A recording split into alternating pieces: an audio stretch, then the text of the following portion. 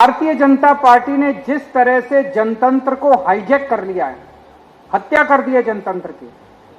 कहीं पूरे देश में कोई पार्टी जीत के आ जाए, इनको कोई फर्क नहीं पड़ता। उसके बाद ईडी से, सीबीआई से, पैसे से एमएलए तोड़ लेते हैं, पार्टियां तोड़ लेते हैं, सरकारें गिरा देते हैं, जेल भेज देते हैं, हर किस्म की वोट काट देते हैं, वोट ऐड करा देते हैं। विधानसभा, दिल्ली विधानसभा जहां पे हम बैठे हैं अभी, जब मैं जेल गया उसके पहले इस विधानसभा में 1,48,000 वोट थे। जब मैं लौट के आया उसमें 1,06,000 वोट बचे थे। 42,000 वोट इन्होंने 6 महीने के अंदर कटवा दिया।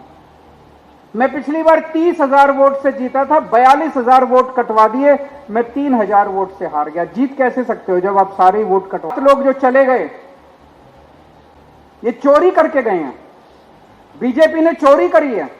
ये 6 सीट किसी के पिताजी की नहीं थी, ये 6 सीट पंजाबियों की थी, ये 6 सीट पंजाब के लोगों की थी। पंजाब के लोगों की 6 राज्यसभा की सीट थी। अभी जैसे मान साहब ने कहा 2 एमएलए और 6 सीट, ऐसा हो ही नहीं सकता। तो पंजाब के लोगों की 6 राज्यसभा की सीट के ऊपर डाका। आदरणीय मान साहब, मनीष जी, अमन अरोड़ा जी, यहाँ पे आए हुए सभी मंत्रीगण और सभी मेरे एमएलए भाई बहन, आप सब लोगों को मेरा नमस्कार, सबको सत श्री अकाल। सबसे पहले दिल्ली में आप लोगों का स्वागत है और मैं जानता हूँ आप सब लोग लंच का इंतज़ार कर रहे हैं। मैं ज़्यादा नहीं बोलूँगा, बस 2-3 मिनट में अपनी बात ख़त्म करूँगा। हमारी सरकार को बने लगभग 4 साल हो गए, 10 महीने बचे हैं चुनाव के।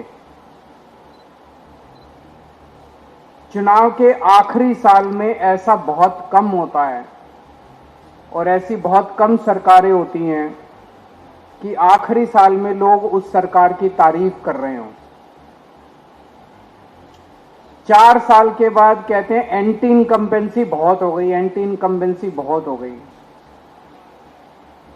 लेकिन पंजाब के अंदर मेरे पास रोज सर्वे आते हैं, पंजाब के हर हलके के, हर इलाके के।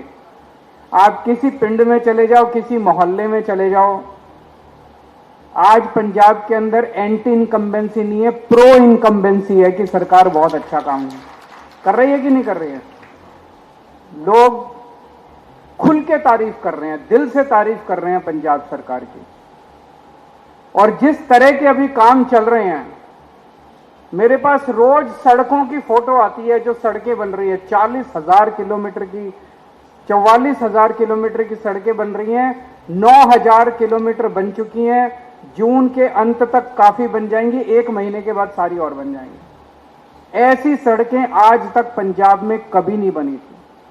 शहरों के अंदर, गली गली के अंदर सड़कें, गलियां बन रही हैं, सड़कें बन रही हैं। अभी परसों, शायद कल या परसों, आपने 250 मैदान खेल के, कल 250 खेल के मैदान, इतने शानदार मैदान गांव-गांव के अंदर, पिंडों के अंदर। पंजाब ने देश के सबसे अच्छे खिलाड़ी पैदा किए और वो खिलाड़ी तब निकले जब सरकारें उनकी कोई मदद नहीं करती थी। अब हर पिंड के अंदर इतने शानदार खेल के मैदान बन रहे हैं। 3,000 गांव में ऐसे शानदार मैदान बनेंगे और 6,000 गांव के अंदर नॉर्मल मैदान बनेंगे। हर गांव के अंदर खेलने के लिए बच्चों को मैदान मिलेगा। सारे जो तालाब थे, गंदे तालाब थे, उनकी सफाई करा दी गई। हर खेत के अंदर सिंचाई का पानी भेजा जा रहा है। किसानों को दोपहर के अंदर बिजली मिलनी चालू हो गई अपनी खेती की, जब रात को 3-3 बजे उठ के उनको अपनी सिंचाई करनी पड़ती थी। बिजली मुफ्त हो गई। 10 लाख रुपए का इंश्योरेंस हो गया। 1,000 रुपए महिलाओं के अकाउंट में जाने शुरू हो जाएंगे अभी थोड़े दिन के बाद। इतने सारे काम मेरे को तो याद भी नहीं। इतने काम आज तक पिछली सरकारें, जब भी उनसे बात करो वो कहती थी खजाना खाली है, खजाना खाली है, पैसे नहीं है। हमने कभी नहीं कहा खजाना खाली है, क्योंकि ईमानदार सरकार है, ईमानदारी से काम कर रहे हैं। पूरे देश के अंदर आज एक बड़ा संकट छाया हुआ है। भारतीय जनता पार्टी ने जिस तरह से जनतंत्र को हाईजैक कर लिया है, हत्या कर दी है जनतंत्र की। कहीं पूरे देश में कोई पार्टी जीत के आ जाए, इनको कोई फर्क नहीं पड़ता।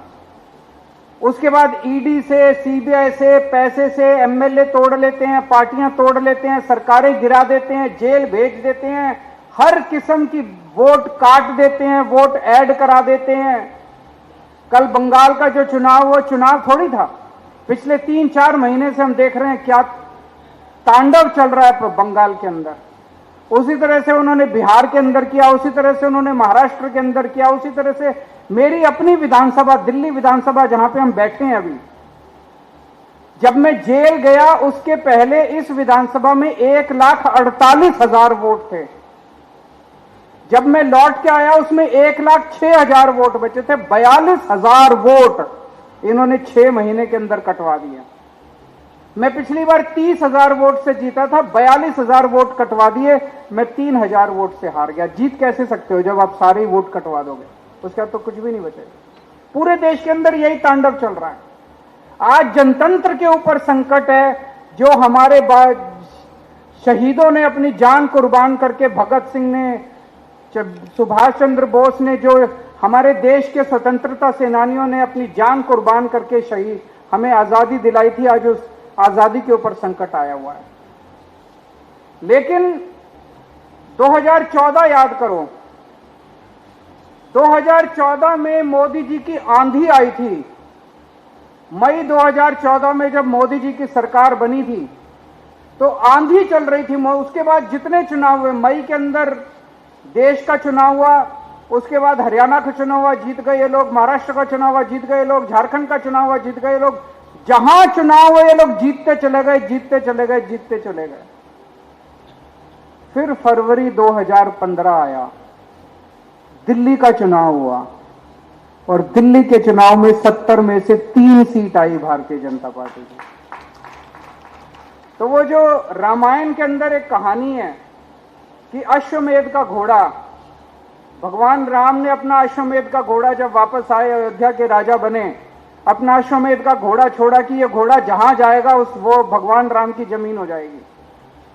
और लव और कुश, उनके दोनों बच्चे, जिनका मंदिर अमृतसर में है, वहां पे जब भगवान राम का घोड़ा पहुंचा अमृतसर में, उन्होंने दोनों बच्चों ने उस घोड़े को रोक लिया और तब से कहा जाता है कि अश्वमेध का घोड़ा रोकने वाले लव और कुश थे। इसी तरह से दिल्ली वाले थे जिन्होंने अश्वमेध का घोड़ा रोका था। मोदी जी का घोड़ा चलता जा रहा था, चलता जा रहा था, चलता जा रहा था। दिल्ली वालों ने अश्वमेध का घोड़ा रोका था, आम आदमी पार्टी ने अश्वमेध का घोड़ा रोका था। आज मैं बड़ी जिम्मेदारी के साथ कह रहा हूं, अभी भी आंधी हो गई है। ये लोग सारे चुनाव, असम जीत गए, बंगाल जीत गए, बिहार जीत गए, महाराष्ट्र जीत गए, दिल्ली जीत गए, जहां देखो ये जीतते जा रहे हैं। अगली साल फरवरी के अंदर जब पंजाब के चुनाव होंगे, इस बार अश्वमेध का घोड़ा नहीं रुकेगा। पंजाब के चुनाव के बाद मोदी सरकार गिरेगी देश के अंदर। मोदी सरकार का अंत पंजाबी करेंगे, मोदी सरकार का अंत पंजाब के लोग मोदी सरकार का अंत करेंगे। पंजाब का चुनाव मोदी जी का आखिरी चुनाव होगा, देख लेना। मेरा दिल कहता है, कैसे होगा मेरे को अभी नहीं पता। पंजाब तो आप जीतोगे, पंजाब तो पंजाब के लोग जीतेंगे, लेकिन मेहनत करनी पड़ेगी, घर घर जाना पड़ेगा। जो अभी मान साहब ने कहा, उनको बताना पड़ेगा कि भारतीय जनता पार्टी पंजाब और पंजाबियों से नफरत करती है। एक काम नहीं किया इनके पास, तो इतनी पावर है, सेंट्रल गवर्नमेंट इनके पास है। आरडीएफ में हमें डबल पैसा दे देते पंजाब सरकार को, और 10 तरह से पैसा देते थे, भाई लो पंजाबियों ये भी ले लो, ये भी ले लो। जो हक बनता था पंजाबियों का वो भी छीनते जा रहे हैं। कह रहे हैं अगर इनकी सरकार आई तो पंजाब का पानी सारा हरियाणा को दे देंगे। इनकी सरकार आई, भाखड़ा डैम ये हरियाणा को दे देंगे। इनकी सरकार आई, चंडीगढ़ उठा के ये हरियाणा को दे देंगे। इनकी सरकार आई, ये पंजाब यूनिवर्सिटी हरियाणा को दे देंगे। इनकी सरकार ये तीनों काले कृषि कानून पंजाब के अंदर लागू कर देंगे। ये हमें बताना पड़ेगा कि अगर पंजाब के अंदर बीजेपी की सरकार आ गई तो ये तहस नहस कर देंगे, पंजाब को रौंद डालेंगे। लेकिन इनकी औकात नहीं है। आज तक पंजाब के किसी ने भी अगर भारत के ऊपर आक्रमण किया, वो पश्चिम से आया और पंजाब ने उसको रोका। पंजाब ने अपना खून बहा के उनको रोका, बाहर से आने वालों को। लेकिन इस बार अंदर से एक दुश्मन पैदा हुआ है। इसको भी पंजाब के लोग रोकेंगे, अपने तन मन धन से इसको रोकना है।